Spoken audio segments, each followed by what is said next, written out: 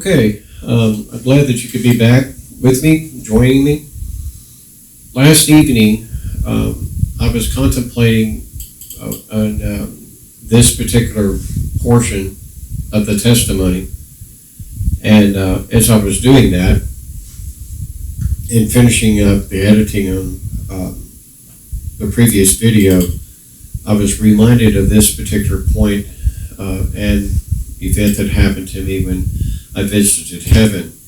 Now, to be quite open with you, I've never forgotten about this, but I had not intended so much to share this particular one with you.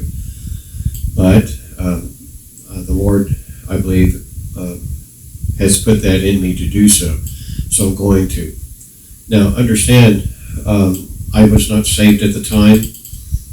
Had no relationship with the Lord. I didn't. I really didn't. Now, on this particular faithful day, which was the day after my birthday, a bright sunshiny day, I was a passenger in a vehicle that was involved in a major car wreck. As such, all four of us, two in one vehicle, and then of course myself and my friend, we all go to the hospital that day. Nevertheless, as just shortly after the accident, some friends of ours who were following us in another car came up and offered help. Altogether, I'm estimating 50, 60 people there, major intersection, if you will.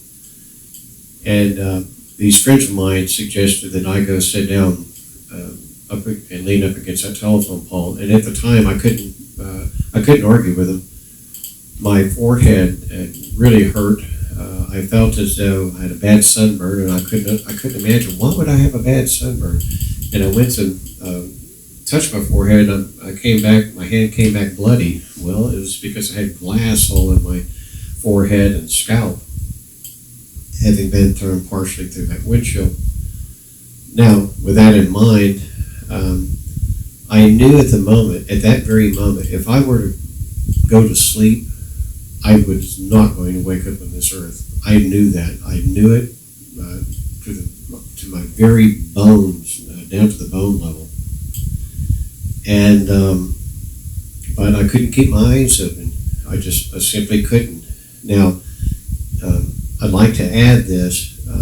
I was fully cognizant of what was going on to say I was not imagining this. I was not asleep. None of those things.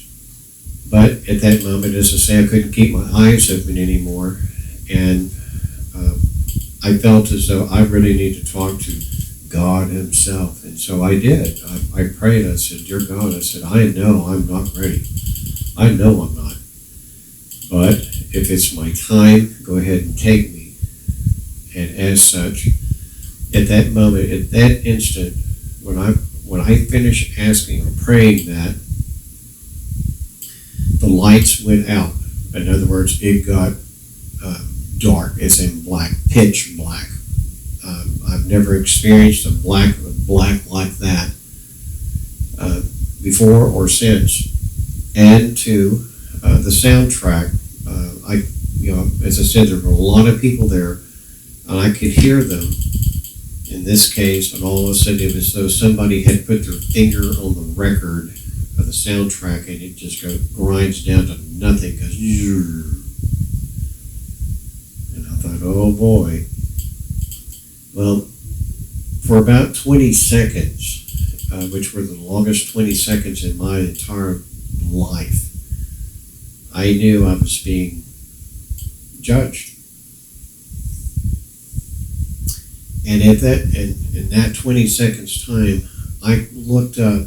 Now understand, again, it's pitch black, but I look up and I see what appeared to be a bench, as in like a judge's bench. And I was looking up towards that bench. Now I could not see the judge, you understand, but I knew my life was in the balance at that moment. And again, for 20 seconds, I had no idea what the outcome was going to be. But finally, the lights came back on and the soundtrack came back to normal. And as it did, I could hear people. I opened my eyes, and what was odd was I could see orange. Why am I seeing orange? Well, it was actually red, and that was because of blood in my eyes. Notwithstanding, God spared us, all of us, including me. And at that moment, and from that moment forward, I had no ambition of vengeance or getting even or saying or talking to anybody about that, about what they did or what happened. And the primary reason was because I knew I had been spared. And so there you are. Now, for the benefit of those who, whether you know Christ or not, and especially for those who don't, I want to share something with you of what the Bible, one of the things the Bible teaches, and that is that before the foundation of this world was ever laid, God foreknew those who would serve Him, and He predestined and foreordained them to do that. I'm not going to get into a preaching lecture here, but the Lord knew, in my case, He knew I was going to eventually serve Him. He knew I was going to minister, and He spared me from dying that day. You see, if I had died that moment of that car wreck, I'd be in hell today. I know it. And part of the reason I know it is because I had never, at that point, had invited Jesus into my heart or into my life. And because of that, I would have had to pay for my own sins instead of Him doing that and providing that for me. So, for what it's worth, one day, again, if you don't know Jesus, and you're finding yourself, hey, you know, that if that bullet had been just so many centimeters or millimeters this direction or that, or if I would have had an accident, or I was in an accident, if it hadn't been for this or that or there, a miracle. If it hadn't been for stuff like this or those things like that happening, you too would be in hell too.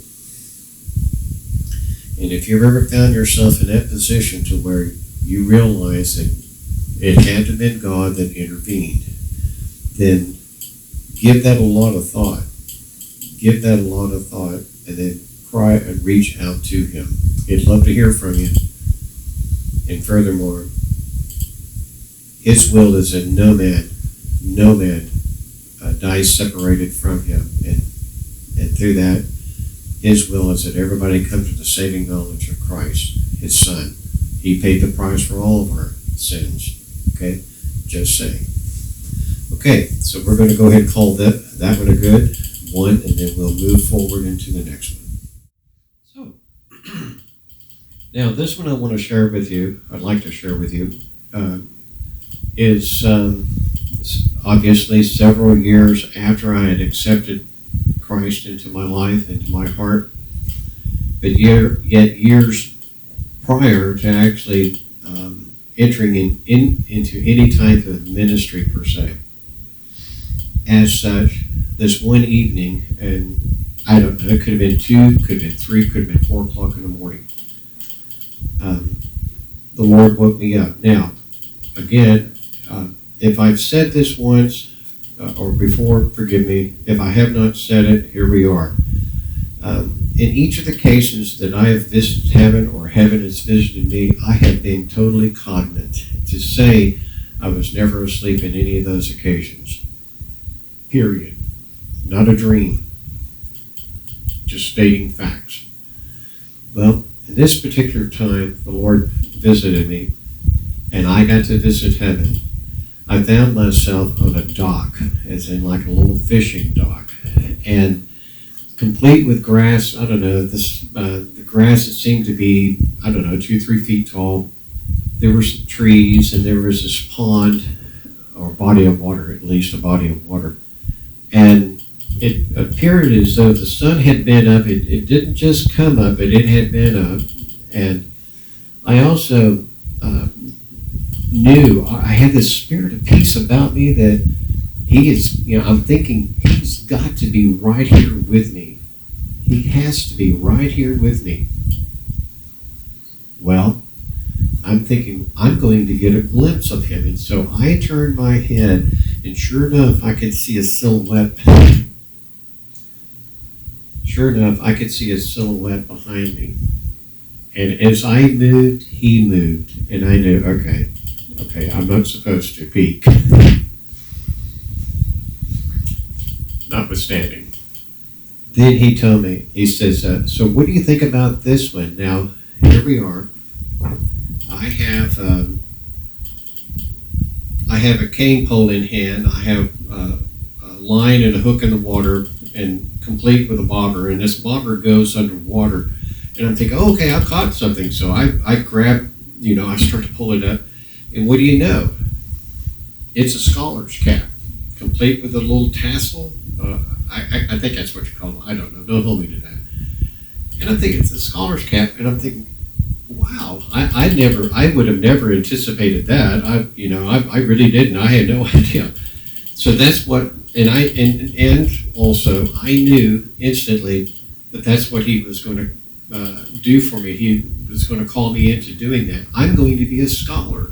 That's exactly what he was showing me. And I'm thinking at the time, well, wait a minute.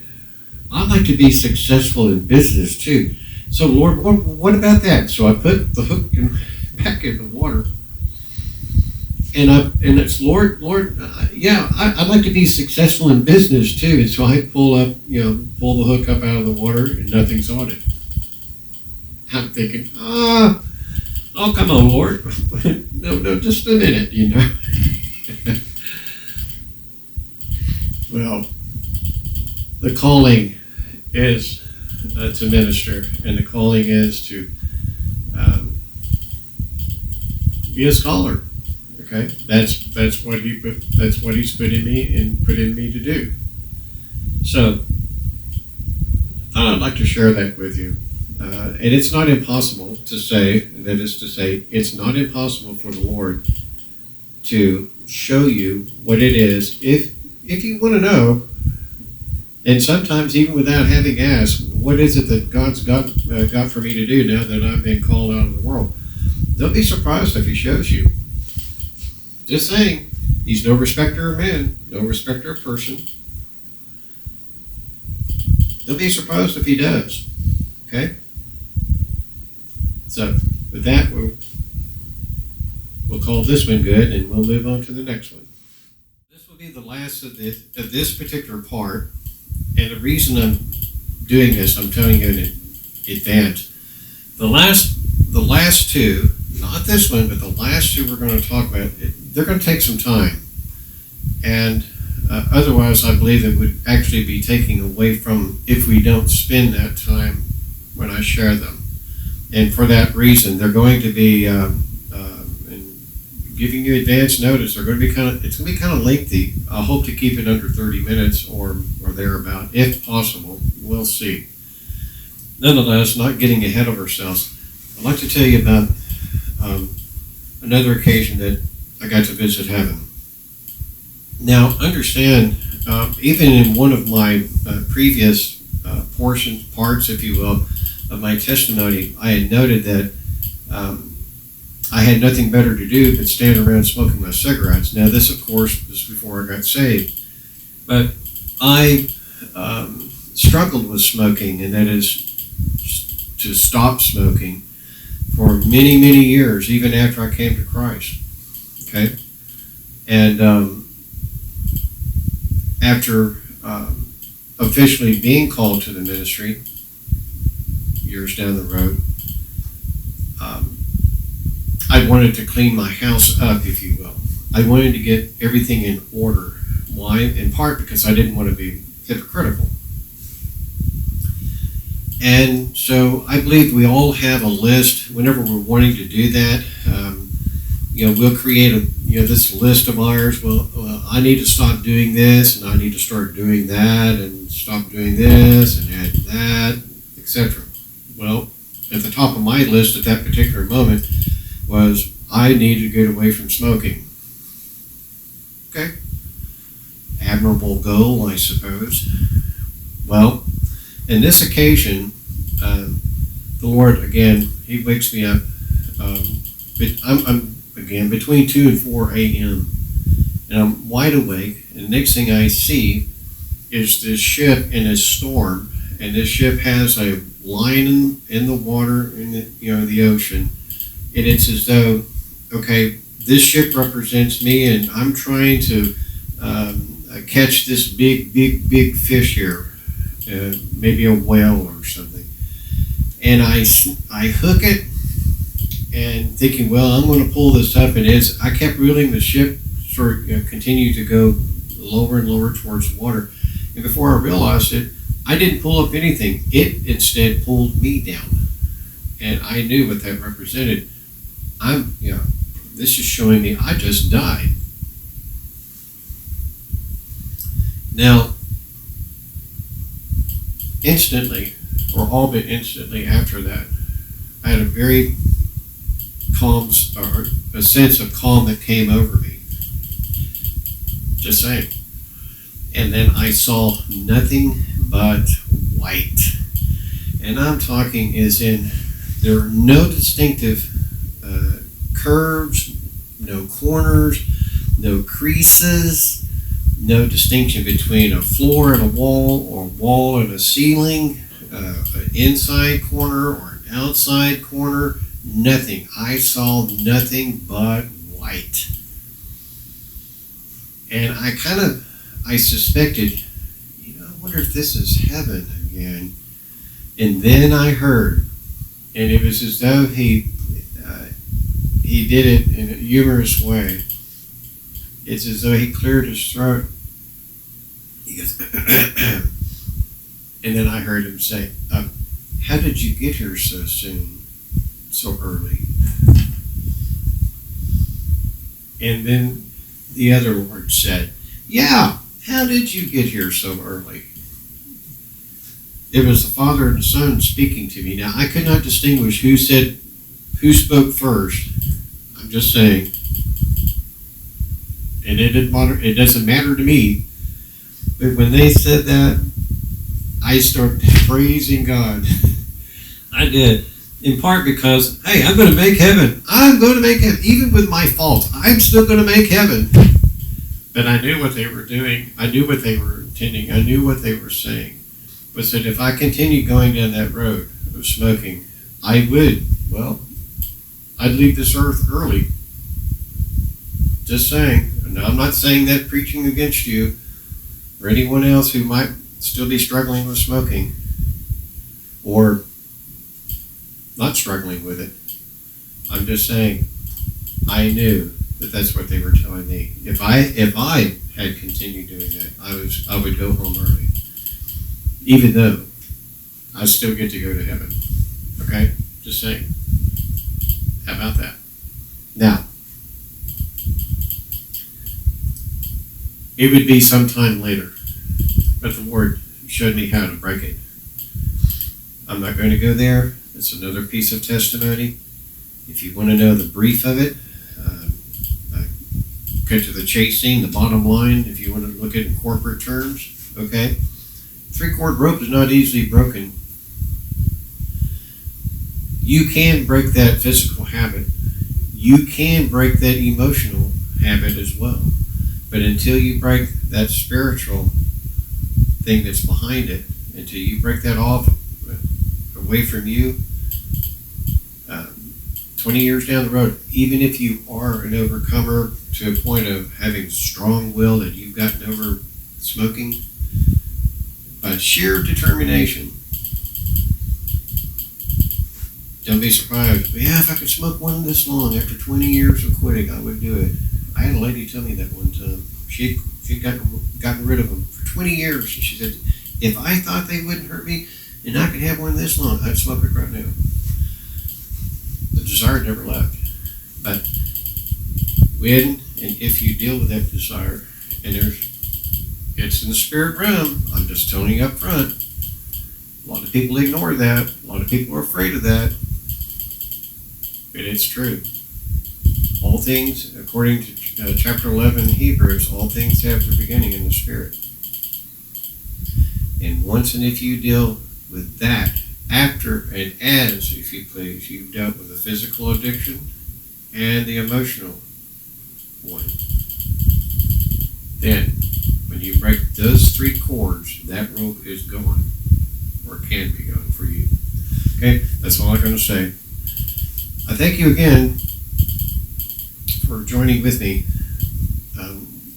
This will be the end of part 2, and we will talk about the last 2 visits of mine to heaven in part 3. Okay? So with that, thank you again, and we'll see you next time.